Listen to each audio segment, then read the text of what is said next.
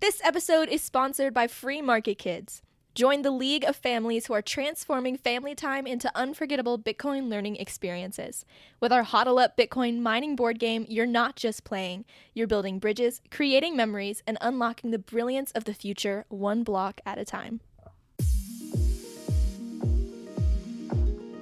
I was trying to free myself and help people free themselves through therapy, but we will never be free without a free money. This white elephant in the room was missing in all this therapy and alignment stuff I'm trying to do. And so we need to align with money. That was, for me, the last piece coming together.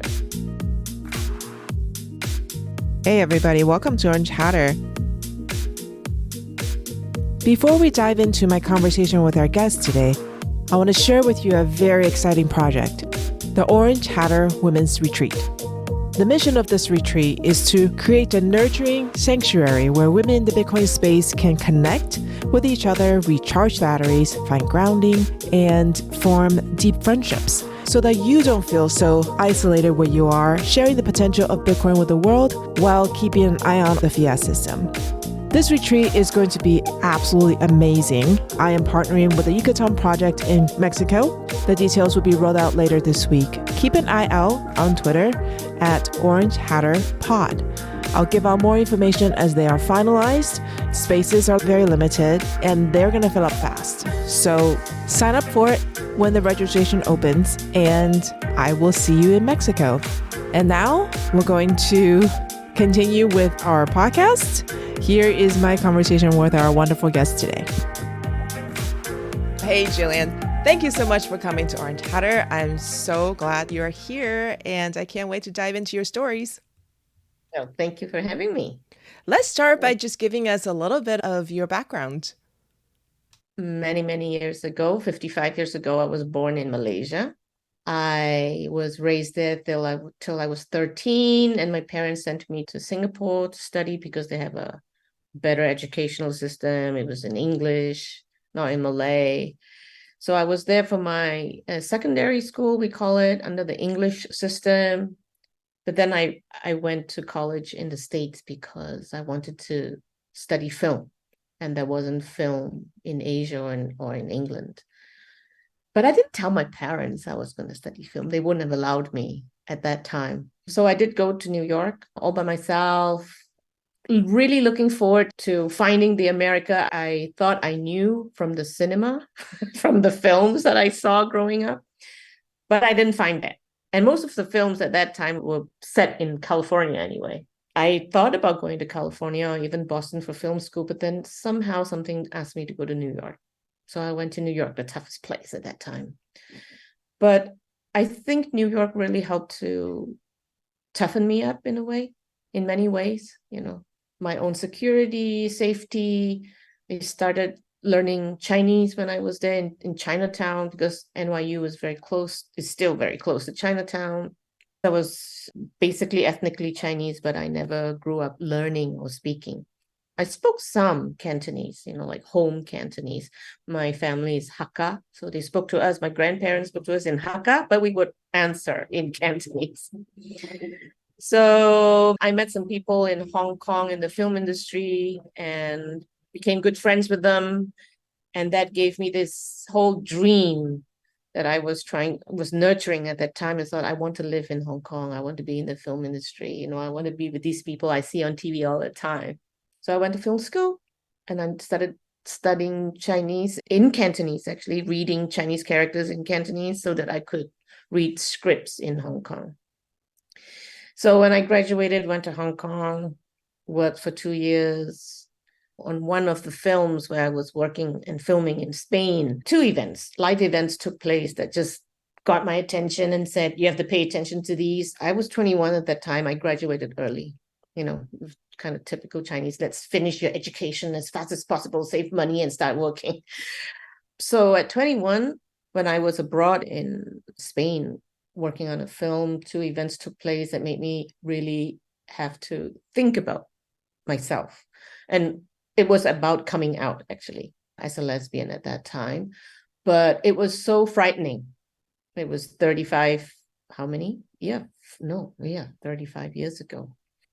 that I needed to take time off. So I quit the film. The only way I could take time off without telling my parents immediately, coming out, was just too scary at that time. I thought I needed to go back to school. So I went for a master's degree, and I thought I had 3 cities to choose from: London, New York, or San Francisco. And I chose New York again. I wasn't into Europe at that time, so just the States and New York, because there was somebody that I had liked there before, so there was some connection. So I went back to New York, and I got into a good school, because that's the only way that I could have convinced my parents to sponsor me for a master's degree. I had to be in an Ivy League. So I got into Columbia, and I did that program that was very well recognized, and then moved to Japan. I majored in what we call East Asian languages and cultures, and majored in Japan. But that's because I had nothing I wanted to study, but I wanted to find out about my own identity. Because the first time when I went to America, I thought, oh, I'm so happy I'm going to be in America. And then I'm like, I'm not American. I didn't resonate with any of my classmates, schoolmates, that we had to make films together. 35 years ago, I was wanting to make films about, coming to another country on my own, and what does this mean? And most of my classmates wanted to make films about car chases, sex, smoking, action movies. So I didn't feel like I fit it. So when this chance came up to go take 2 years off my life, I thought, okay, I need to look into my life anyway. So I wanted to look more deeply into my identity.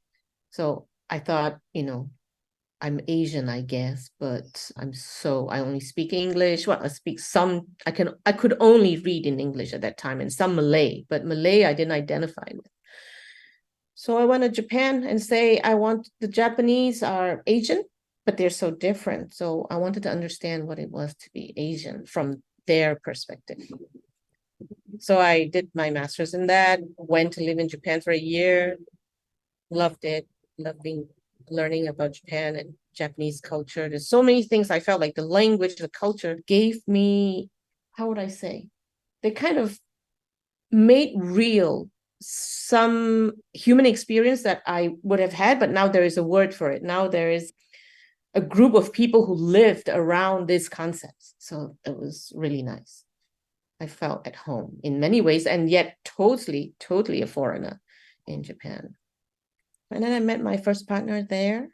And instead of settling down in Japan, she was sent to teach Japanese in Thailand. And then we left. So we went to Thailand, and subsequently to the States, to Spain, and then came back to Japan. And that's one part of the story. At that time, because I always lived more for love than anything else, after leaving film, I studied, humanities, but I was always interested in food. I think that's very Chinese. Food. And I always wanted to have a restaurant, a cafe, but somehow it never happened. And when we moved to Thailand, that was when computers, I always loved the Mac ever since I saw one. So I used the Mac 30 years ago when I was doing graduate school. And then just before, when I went to Thailand, so I had a Mac, I brought it with me, and I just went deep into it. The internet was just starting at that time. So I bought books and books and books of manuals, and I read from first page to the last page, and I taught myself. And then whatever I didn't know, I found a BBS, a bulletin board system at that time. I learned how to connect to the internet. I met all these men usually, and I'm like, sit next to them just to hope to ask a question that I didn't understand. And I was very lucky. I've met people who were very generous and very sincere. So I learned a lot. And then I kind of created my own job where my partner was working, and I helping them put their network together and create a website for them. So I was learning every day and being paid to learn. And I was so excited every day I would spend more than 10 hours, 15 hours just learning and putting things together. And so when we left and went to San Francisco, I was actually got a job at that time in one of those new technology companies. But my ex-partner didn't find a job there. And we went to New York, and we both found jobs in New York, me again in technology and she in writing and editing, that gave us work visas in the States. And that's why we went back to New York to work. But then I had a little bit too much of New York by that time. That was my third stay. And then again, this energy from within, when change, it's almost like that when the transits on your astrological chart come, there's almost like these energies are bubbling, and you know that you need to go through some transformation. And then I thought, I need to leave, and I want to go to Spain, because I had filmed in Spain before. After my first degree, we went to film in Spain. And why? Because in Spain, I didn't know the language. I didn't know the culture. I've never been to Europe at that time. And I felt like I could kind of reset. Like I could feel like nothing. I know nothing here. I'm not tied to anything. I don't have to play by any rules. Now I can feel what I actually feel inside. That was the first taste of Spain. And then now I'm wanting to deepen. So I wanted to go back to Spain. So we went, but at that time, the internet was still just, like when I started the internet, there were only like 3 websites in the world that I kept going to, no others. So at that time, still, we didn't have the World Wide Web like we have it today. And my partner being Japanese, and Spain at that time was, like living in another time. There was all Asians are Chinese, and you being made fun of sometimes still. And so she wanted, again, pressure from Japan parents, Japanese parents think that Japanese women have to get settled one way or another into a job or into a marriage by age 30. And we were just at 30 at that time. So then we decided to go back because she wanted to go back. So we went to Japan, and that's the first part. And that's just the first part. I can't believe it. I mean, so much has happened. Yeah, I was 30 then. Now I'm 55. Yeah, so we'll dig into the next 25 years in a minute, but I just want to ask some follow-up questions. So you left home when you were 13. Yes. And you were basically independent. Basically, I was sent to boarding school the first year. Yeah, but tough boarding school in Singapore. I'm sure there are stories there. Moving around so much, like going to Malaysia, to Singapore, to New York, to Japan, to Spain, to Japan, to Spain again. You have to stay so flexible and almost chameleon-like to adapt to your environment.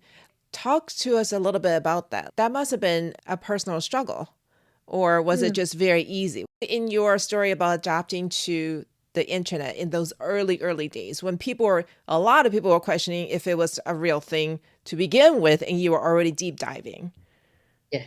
Yeah. Walk us through your mindset. Okay. So it's an interesting question. I never thought about that. I had some difficulties, like, trauma growing up at home. So in some ways, leaving home was a double-edged sword for me at that time, because I was just doing better at school. I had good friends. I didn't want to leave, but yet leaving home or leaving my family would have given me some freedom, from some breathing space, I felt. And I do believe somehow in timing, and I do believe in things happening in a way that is not accidental. Or we can think of it as, okay, it happened, and therefore a certain energy is in place, and then I might ride that energy. So it depends on how we want to look at it. But a year before my parents sent me away at 13, I met some adults. I was kind of always precocious. And some adults that were actors and actresses in Hong Kong, whose videotapes I grew up with, watching these series. And I got along very well with one of them, who is 10 years older, and she was like a big sister to me. I was a little sister to her. And because I was always looking for some other, I don't know, someone to love me, I guess, who cared for me, who saw me, who gave me time and attention. Then when I did well in school, my parents rewarded me with whatever I wanted. And I said I wanted a trip to Hong Kong by myself and stayed with this friend of mine. So I spent a whole month there, and I was exposed entirely to the film and TV industry. I was with adults all the time. I felt I was like one of them. And from that time, I always thought I want to go back to Hong Kong. So I think, and then since then, after that Hong Kong, let's say I went to school in New York, and immediately the people that came to my mind, strangely enough, like even though I had trauma at home with all that, it's always some overseas Chinese or family that helped me, So in Hong Kong, I had these Chinese friends, Hong Kong friends, that were always like open their arms to me, and I'm like, okay, I want to go. So I think most of it, I was looking for connection. I was looking for love, right? Love in the bigger sense. And I was always looking for, to learn also, that I'm always very curious, wanting to learn. Of course, not just everything, things that I'm interested in. So I didn't think about it in terms of flexibility, but I think even in school in Singapore, being sent to boarding school, there are so many rules that I had to learn to live with those rules and not be depressed or angry, or even if I were angry, I couldn't express them. To whom could I express? I just had to find the best way possible to live through that situation and still be well. So I think that probably trained me some. And also growing up, I think, in a Chinese family where this extended family, and there's lots of drama going on, like the book family, jia, like Ba Jing. All the family stories is your world. You have 20, 30 cousins, I don't know, 20 aunts and uncles and stuff. And to navigate that, I think, was also complex. And I think that could have been part of it. And then this other desire to always make connection, and also recognized how people were, I guess I felt gratitude and appreciation for those people who helped me. And that further helped me to connect with people, So it was always a lot about people. Like even in Chinatown in New York, when I was studying there, I would go down and I go to school, Chinese school. My old teacher, that I always buy a bun and tea to bring to him. And I became friends with the people at the bakery. Then I became friends with people at the Chinese, what do you call those? Roast meat restaurants and stuff like that. So I think that was it. I think mostly I didn't think that before, but now in retrospect, I always had a very rich inner life in a way. Like I had a lot of my life was within, and then without was how do I survive? How do I have connection? But I think the thing that always pushed me forward was this inquiry inside, because I thought it was because of the trauma I had, because you needed to somehow deal with the trauma and make it sit okay in yourself, right? And then about technology, and this, I don't know why these things happen, but I remember clearly when I was 12, just before I left Malaysia, I remember I drew something like a video player before I actually saw one. So sometimes you get these things, downloads or whatever it is. I remember that. So strangely enough, I remember that. And then I was just fascinated by beauty, by how beautiful the Apple computer was compared to the ugly computers I saw around sitting, and I never was drawn to it, never. And then I saw this film, not even a popular film, when I was studying in Singapore, about how a computer was responding to you, like what we have in AI today. And I was so excited about it. I don't know, it's like, wow, it's a different world. So when the internet came about and trying to put things together, now I know, because now I know myself better. I like to solve problems. I like to troubleshoot. Like, how do you make things work? And it was totally the internet was like that at that time. How do you make the modem work? Just how the whole time. I think that's really fascinating that you simultaneously feel power not lifting you up, but almost like pushing you forward. And you had the internal energy and you had the inquiry mindset. And the combination of those three things brought you to these just very interesting experiences. And that's just the first part of your life. So let's jump into the next 25 years.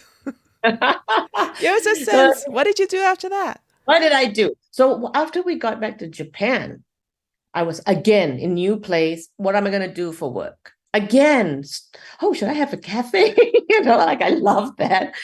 But I didn't. My partner was working for a Japanese company that dealt with writing and manuals and all that for technology companies. And she was an editor. And then one of their, again, I think all these things just are meant to be, well, were meant to be. One of the writers I don't know what happened to him, but he couldn't turn up for work. So they were desperately looking for someone. And since I have some technology background and I know both languages, Japanese and English, they asked me to try it out. So I did one manual and then they loved it. And then I just continued. Eventually, we both became independent. We started our own company, became contractors, right, to them. For quite a few years, I was excited because it was mobile phones were just coming on, the smaller ones. Sony was big in it. So I was writing the manuals, translating some. And then those that were not translated, that were to be written, I got to meet all the engineers. I go to Epson to meet them and find out about this commercial printer or copier that they're going to come out with and learn about the functions and how do you express this in a clear way. So I guess those qualities I already have, that of curiosity of wanting to solve problems, were always there. I guess I always liked technology somehow without even knowing it.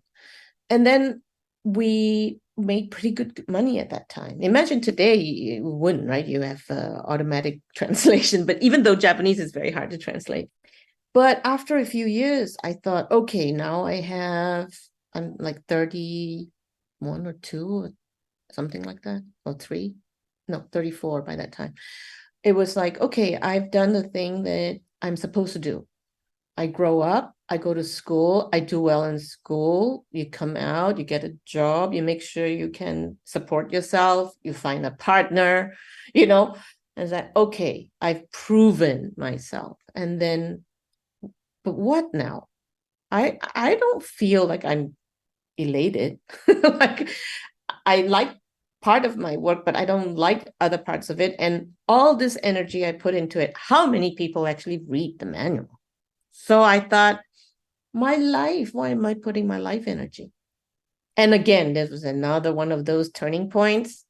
And then when you're at those turning points, at least in my case, messages come. So I was also at that time doing some things in the gym. I hated the gym actually, but I went anyway because there's not enough parks and all that to do things outside. And then I started weightlifting.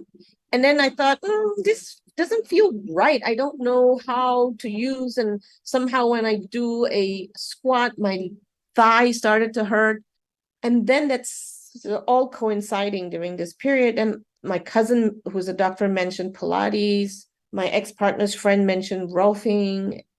And somehow I knew I had to look up. And I looked up, I read the page, and I'm like, this is what I need to do. So when the timing is right for me, always in my life, it's always been like a message, a voice. I just know I have to do it. I don't go very deep. I just read a little bit. That's it. That's the right thing to do. I have to. So it was hard at that time to give up a good business and tell my parents, even at early 30s, I guess culturally, maybe it's a cultural thing. I'm still kind of concerned about what my parents thought and how they would react. But I followed my heart anyway, and I gave up all of that, went to Boulder, Colorado to study Pilates, Rolfing, all at the same time, totally different from what I had done before. I had lots of body image issues growing up as a girl, but I didn't deal with them. And I know how you just deal with them by denying and then saying, well, I'm just going to do well in school to make up for it. Right. So, but it came a time when I thought I really need to look at this, because I cannot live a full or authentic life. So that's that journey. I also had stiff shoulders because I was at the computer so many hours a day. My little finger on the left side started to send a kind of numbness up my arm into my neck. And I didn't know what to do. And it's not something like the doctors would say, okay, this is what you need to do, you know. So I looked for the solution elsewhere. So Rolfing being a structural integration, being a physical modality, you know, you start to feel like, okay, things are changing in you. Pilates was the hardest for me, training to be an instructor, because I have to, within a year and a half, do all those things that you need to do on top of teaching and learning the anatomy or what goes with it and movement and all that, to be able to perform all of those things yourself. And it was a very good school, and they're very strict and they keep up the standards. So, and it was physical, it wasn't mental. It was something that had to be manifested in the body. Yeah. So a year and a half, I did that, lots of yoga and Rolfing school. And then after that, I still felt like there were deeper parts of myself that none of these things touched. It was deep inside my neck. I could feel it, headaches deep inside of me, some tension deep inside of me. And then, of course, I was looking, and the thing came, it was craniosacral therapy. So I spent another 2 years studying craniosacral therapy, and that got deeper. So I guess I was peeling layers. I was peeling layers to myself, meaning I'm getting to know myself better now. But even after that, I kind of felt, okay, now I feel more readier. I felt readier to meet clients, because clients come and you don't know who they're going to be, right? And how they're going to react to you. But then at that moment, I met one of the most important teachers of my life, kind of by accident.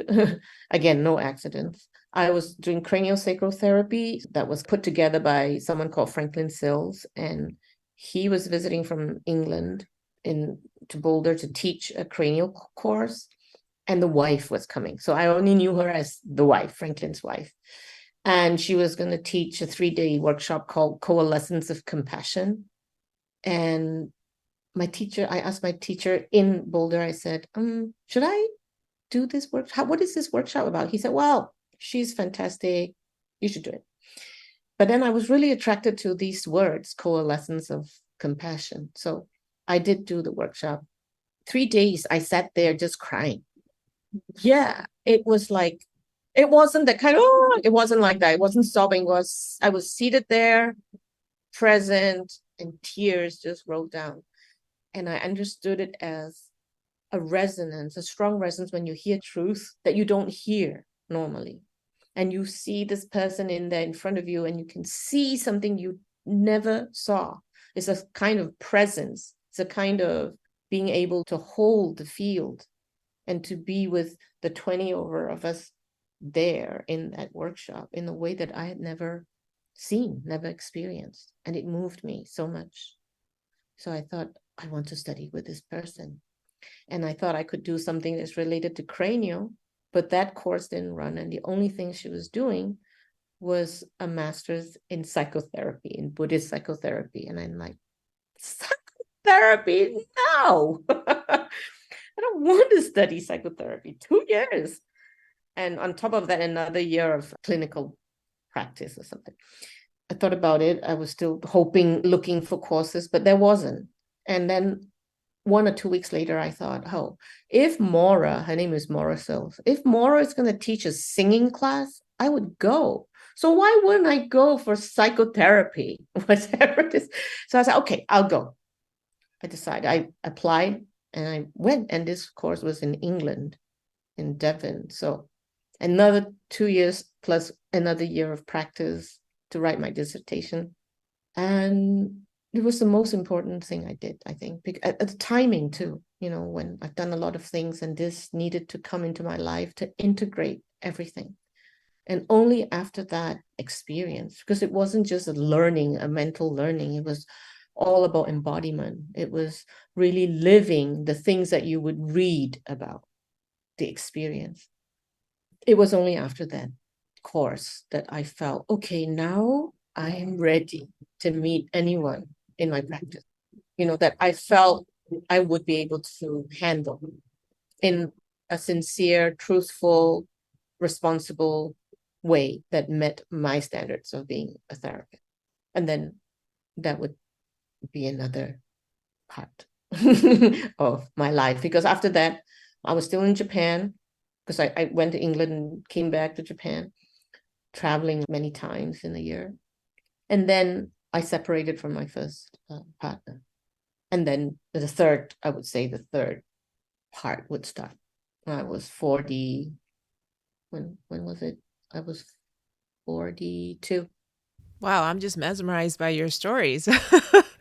I think it's absolutely incredible that you followed the leading. Like you say, when the timing is right and you get a download and you have instruction and you would just go, even though it's taking you from one country to another and from one discipline to another, and then to change your course because you were moved by a teacher. I think that's absolutely fascinating. It makes me want to sit in that room with you and just Yeah. be able to feel that. Because I've heard people describe experiences like that. I haven't personally experienced it, and I wish that I could, because I'm very fascinated by the whole concept of health. And when, like you were saying, you had to peel off layers because we build them up when we're growing up, right? So you're self-protecting, and for you to really find what's inside, you gotta, and it takes time too, like what you described, like you had all these journeys that brought you different places in order to kind of shed the layers. So now I just can't wait to hear what happens next, so keep going. Talking about layers, I just remembered about this. I'm not very good in Chinese Mandarin, but Chan, which is Zen Buddhism, actually started in China, right? But it's just made known by Japanese Zen Buddhism. So there is a very famous poem written by a Zen scholar or Zen practitioner, where the core part is the one that is usually quoted, and I think you might know. It says 见山是山，见水是水，见山不是山，见水不是水， and then 见山是山，见水是水, which is like the three of consciousness. So the first one and the third one, which is in English, if I were to translate, right, it would be like, you look at the mountain, it's a mountain. You look at the water, it's water. Because the water in Chinese usually represents lake, ocean, whatever. And then the second stage would be, you look at the mountain, it's not a mountain. You look at water, it's not water. And then the third stage, you look at mountain, it's a mountain, and you look at water, it's water. So the first and the third stage, they look so similar, but it's a totally different reality. Yeah. So that's fascinating for me, peeling those layers. Like we think whenever we think of something that we don't like now, we're always thinking, oh, we should go back to the thing, how the past was. It wasn't like that. It's not like that. It's not like, oh, if only I were a child again, if only we could be innocent like that. No, you cannot. It's not the place to go. It's the other direction. It's a different kind of innocence, and that's beautiful. I want that. The thing that I want the most is actually a conscious death, that I choose to go. And that for me would be the ultimate reaching of myself. What do you mean conscious death? Meaning, like, I know it's time and I am there with myself. I would imagine I'm probably lying down. I probably wouldn't be seated and die like those abbots of the past, but I'd probably be lying down, and I'm very, very, very conscious, very aware, very present, and I choose to leave my body. I've had those experiences. I felt like during this third part of my life, after the separation, I was at that time actually in a relationship with someone who's married, thinking that she would be leaving the relationship. That's the impression I got, but it didn't happen. And then it got drawn out and was very painful for me because it was antithetical to everything I found I cherished in life. Openness, honesty, just feeling totally free in what you're doing. And that pushed me to, and because of the nature of that relationship, it pushed me to go deeper. And I wouldn't have if I didn't. But because there are 2 times in my life I felt like, like you feel like you're totally without energy, that you just you don't have agency anymore, almost. Like you just need to survive. The first was a very interesting experience in Buddhist Psychotherapy school where we sit together, and because I just don't know how to tell you, I don't think this is a very common experience where the teachers were so skillful because a lot of things need to be allowed to come onto the surface, right? And then that's when you have a chance to resolve it, just like the economy now. So, but the people holding that space for that to happen is what makes a difference too, on top of the players, of course. But there was this experience when I was in a circle with that group in school where I felt I was decimated into like little pieces, like I disappeared. It's a very interesting experience to not be so solid, to not be like, like you say, we learn to survive, right? And usually there's a bit of solidity in that survival, in that beingness. And then the second time was when in this relationship, I had a difficult time when that person just cut off contact with me when she was sick. And that was too much for me to handle. And I felt like I just lost all my energy. I couldn't, there was like a big hole that no matter what energy came out, it would just drain. And that kind of state was the only reason, I guess, why you would just do whatever someone that you trust will tell you. And that someone was one of my ex-classmates from the Buddhist Psychotherapy training. And she said, hey, maybe you should see this astrologer. I said, okay. And I went online, I saw the astrologer. And then that astrologer then mentioned some things. It's not even important anymore what we talked about. But again, these messages come. And there were 2 things she mentioned that made me, okay, I got to look up more. And she told me about starseeds, and she told me about Bashar. Do you know Bashar? I don't know Bashar, but I have heard of starseeds. Yeah. So Bashar is a extraterrestrial entity that's has been channeled for 40 years now by a filmmaker, actually, in Los Angeles. And his teachings for me, they're just perfect. They just speak directly to me. They're very clear. There's nothing, no cults, no religion, no nothing, just more like quantum physics and just another way of looking at the same thing. Just change your perspective. Same thing. And it's totally different. So from there, I was more exposed to, I started listening to his things on YouTube, just trying to recover. And then the thing from the Starseeds led me to Dolores Cannon. She's passed since that time, but she's written books and books about hypnotherapy and how she would encounter, about Dolores? Yeah. And she would encounter these, what she calls a subconscious, that is a larger presence that she would be talking to and getting all this information. So it started me on this kind of more areas where in life, maybe given my tendency towards, I don't know, I guess, practicality, I may not have dived into, but I did. And then through Bashar, I went to swim with the dolphins. I went to swim with the whales. And then I was also teaching Rolfing.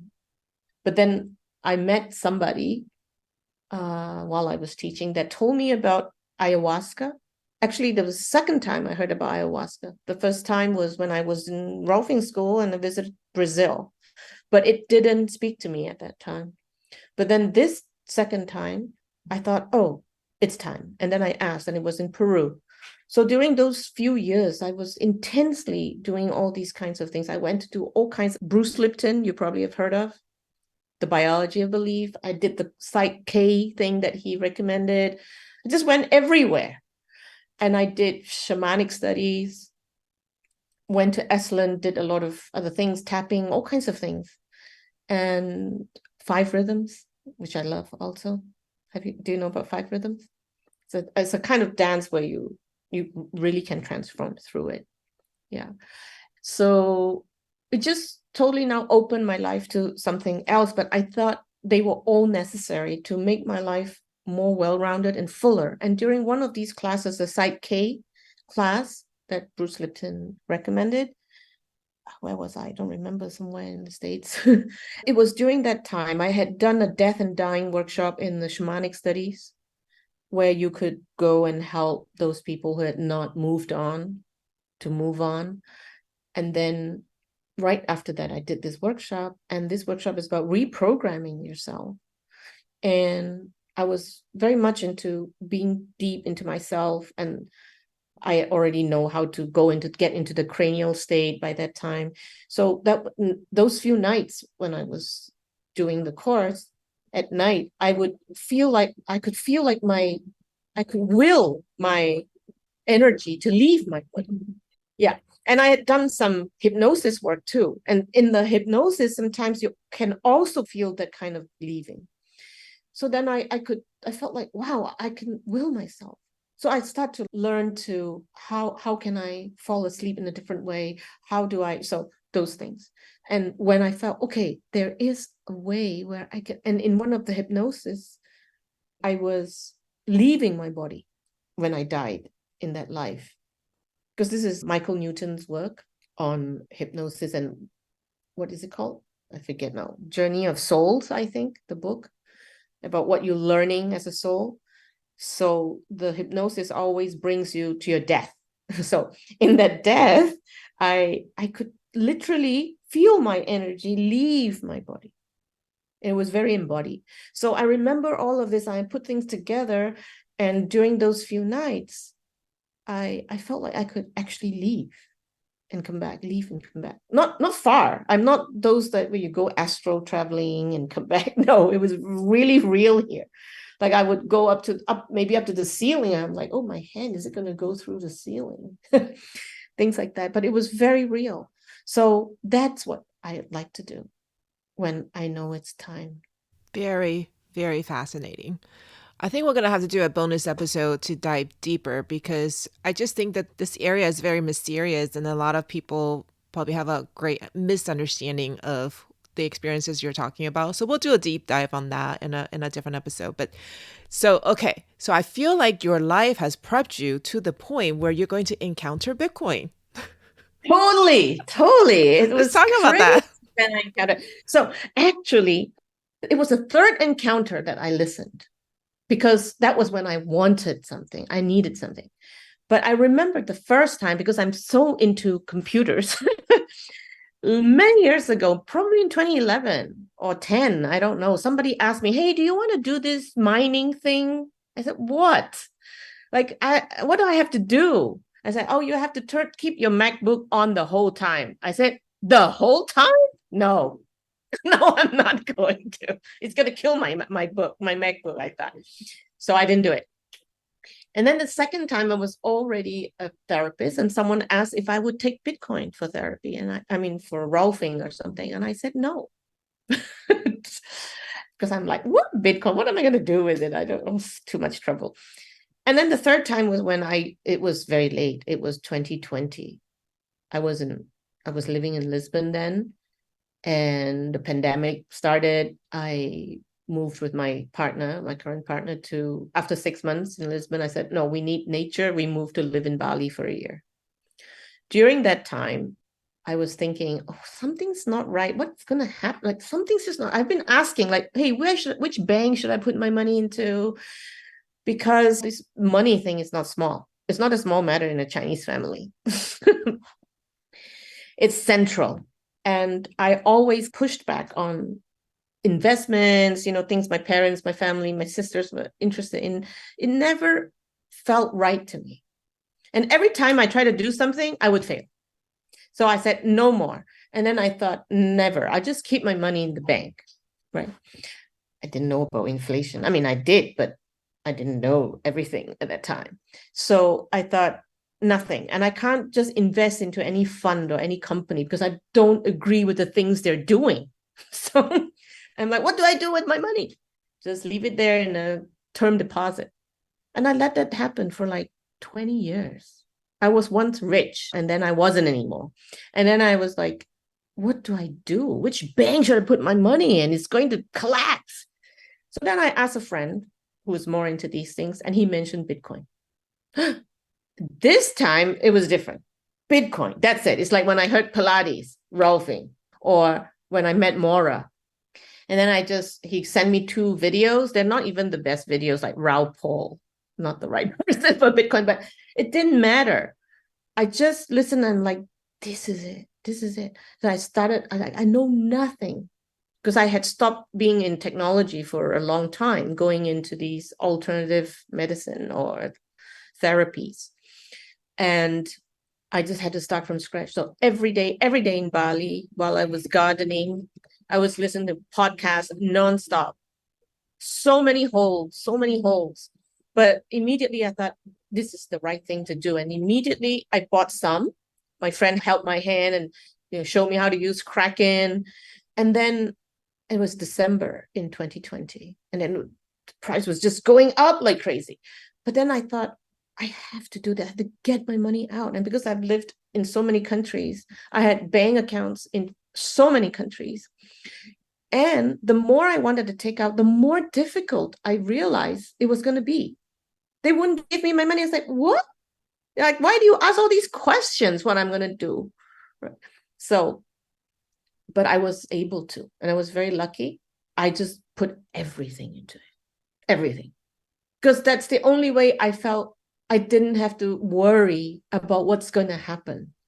And I didn't know when it was going to happen.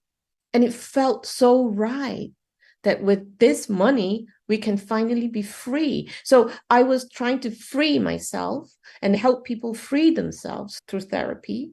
But we will never be free without a free money. And I was like, this white elephant in the room was missing in all this therapy and alignment stuff I'm trying to do. And so we need to align with money.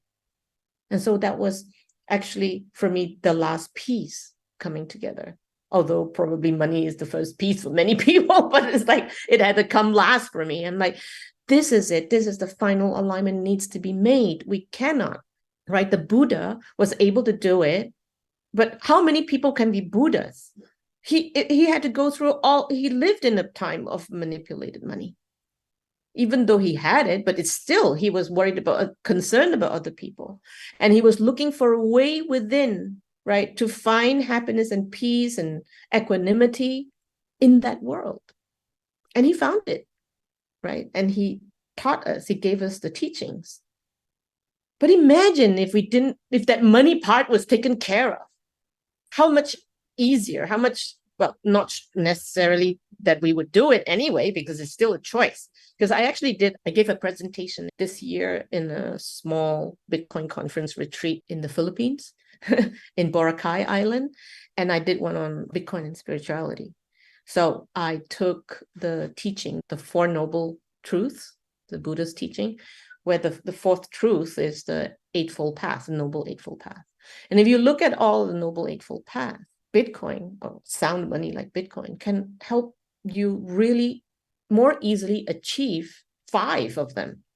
But the last 3 are we need to want to be that. We need to go into meditation. We need to want to go deeper into ourselves beyond money, what money can help, of sound money can help. So for me, telling people about Bitcoin, helping people understand, helping people use it, self-custody, that's my thing. I really want to help people do that. It's the same as for me giving a session of alignment. How do you find your body? How do you find a line in yourself where your physical body, your emotions, your thoughts, and your spirit are one and at peace? So what do we need to do? So that's the same for me. It's the same.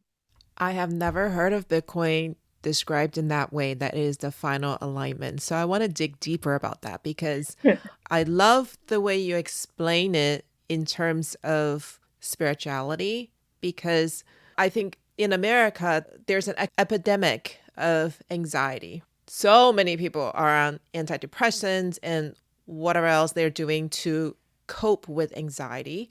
And we keep treating the symptom of anxiety. But like you said, what is the core? Anxiety doesn't come from nowhere. It's not just that we tend to worry. We worry for a reason. That's a reaction that our body is having to something in the environment. So talk to us a little bit more about that. It is so fascinating to hear you talk. Well, like you're saying, anxiety.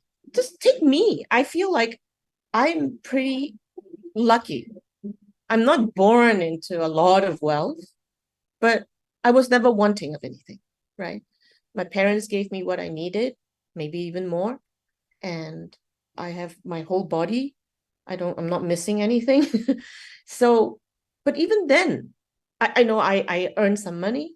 I didn't do bad things with my money, but I don't know how to protect it. I had anxiety, of course, because we don't know what life is going to cost tomorrow. Tomorrow meaning 10 years later, 20 years later. And it's just the opposite, right? When we are older, we want to not worry about things like this. And in this society that we live in, where the money is totally manipulated, it's the opposite. You have to worry the older you get. And when we should not be thinking about such things. And I think of that as just, even though, not all anxieties come from money, but a lot of it is related. You just trace where the anxiety goes. Like, it's like following the money, you actually get to money, right? What I try to do in my therapy sessions is to, like, I want to find the fastest way, right? The easiest, most efficient, the thing that makes sense the most, something that you can start doing immediately. And what is that?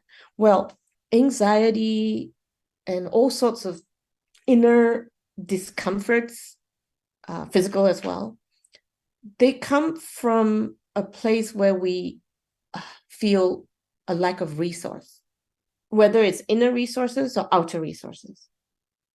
And the inner resource, if we forget that we live in gravity, but we live in gravity. Everything lives in gravity on Earth. And nobody really yet understands what gravity is. They're still changing their definitions of gravity now. But it is a universal force, let's say. And I can call it a God force. It's acting upon us all the time. And if we are not aligned with gravity, when we're seated, standing, walking, running, whatever, we're fighting with it the whole time. Are we not? Just like a plant that's not getting direct sun, it needs to go sideways. And now all the parts that are not supported, not straight, let's say, not stacked, it's fighting with gravity. And that's why those trees usually tend to be very skinny, because most of the energy is used in also staying upright. If we can align our body with gravity, there is a place, not just the physical. You know how we put ourselves in poses? I don't mean that alignment, because that is a fake alignment. You can do that, but then you're not going to feel good inside. But the one where you feel good inside, you can actually, you can feel that dropping, where you're not holding yourself up. That is the alignment with gravity. And when you're in that place, not all of us can go because of the patterns that we've lived all our lives. And if your pattern is very strong, or some things are really out of alignment, you might not be able to stand in that place, but you can get closer. But let's say you get to roughly a good place, you will feel that your whole relationship to yourself and to the outside changes. And that is when one thing I would call a resource that is internal and external. Because external, because there is gravity acting on you. And if you find where gravity is, you can stand effortlessly. But if you don't, then you're fighting with it the whole time. And imagine if I'm sitting like that, right? I can be very engaged with you in my mind, but I cannot integrate my body. But most people are not thinking about it. And then what is coming out of me cannot come out from all my cells. I can't be speaking to you with my whole body present, agreeing with what I'm saying. I need to, because I'm sensing my body needs to agree with me. Otherwise, I will feel like I'm lying. So all of that. Such an interesting way to think about life. I'm thinking of it in application to myself and my kids and my husband and everybody I know. I wish they teach this kind of stuff in school. We were talking before about homeschooling, and I just feel like we've done such a disservice to our kids when we don't teach them how to build up from inside first. We are so quick to throw knowledge at them. We just want to fill them up with our wisdom and our experiences. But the true strength comes from inside. Yeah. And the funny thing is that children actually know that place. It's the education that takes them out of that place. At least the education that we've known so far. Yeah. I feel like that's another bonus episode we need to do.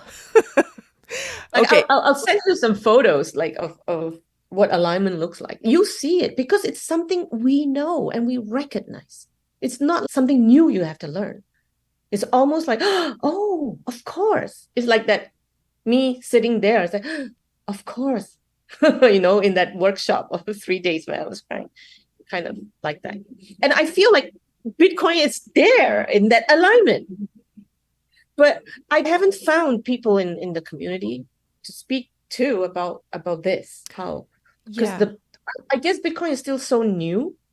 We are still all fighting just for people to understand it, understand what the economy is, and learn how to use it, not to be afraid of it, things like that. So lots of developers working on it, Noster, all of that. So I totally understand, but I would love to have some conversation or sharing around this other alignment that I feel that Bitcoin has. Because if we don't do, let's say, of the Noble Eightfold Path, if we don't do those 3 that money doesn't touch, we will not live the whole, let's say, teaching the truth. For me, the ability to come into what they call the 4 immeasurables, the feeling of love and compassion and sympathetic joy and equanimity.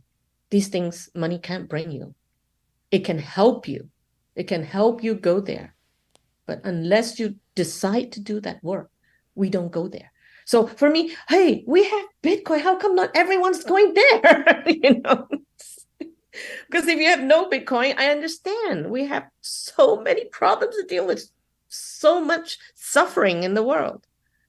But Bitcoin can help alleviate all of that and let us move further in our evolution. Okay, so what would you say to women who are sitting on the fence? They've heard about Bitcoin. They're somewhat skeptical. They're not going to invest a whole lot of time into researching it like you did, listening to podcasts hour after hour, until they're at least somewhat convinced that it's a thing they should pursue.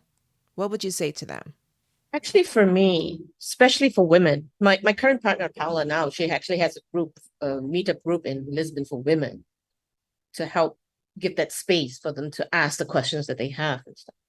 But I think especially for women, it's so empowering. I started out being like, oh, okay, I'm going to first identify as being a feminist. But it's like, wow, it's so empowering. And it's empowering not only because you will have your own money, you custody your own money, but to know, to be part of this evolution of life. This is the next step. So then if you learn about it, you're ready for what's coming.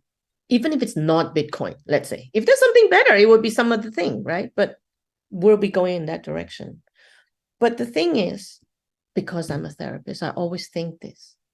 Whatever we have discomforts about, because if you're not interested at all, you will not be on the fence, right? You're not there. But if you're on the fence, something is making you uncomfortable. Look into the discomfort. Our discomforts are always trying to tell us something about us. And it's usually a limitation. It's something in our belief systems. It's something in our history. It's something in the way we think. Because why would you not go and find out more, right? Only after you find out more, you make a decision. But if there is resistance, resistance is trying to tell us something. It's kind of like what they say in permaculture, right? The answer is in the problem. So for me, I will always take every opportunity in life, whether it's money related or whatever, that pops up and says, okay, I find myself uncomfortable here. What is it? I want to look more deeply. And that's another empowerment. Because the only thing we learn in life is ourselves, more of ourselves, because we only learn about how we feel about things, how we react to things. So the more you learn about yourself, the more resourced you are. So I think definitely look at it that way, instead of it's Bitcoin, I believe in it or not, I'm skeptical or not, this and that, because then we're externalizing everything and we don't see the gem in the message, which is about knowing us, ourselves. Thanks for joining us today. If the discussion with our guest resonated with you and you would like to dive deeper into the world of Bitcoin, don't miss out on joining the Orange Hatter Women's Reading Club. The meetup link is in the show notes. Also, if there are women in your life whom you think would both enjoy and benefit from learning more about Bitcoin, please share Orange Hatter with them. Until next time, bye!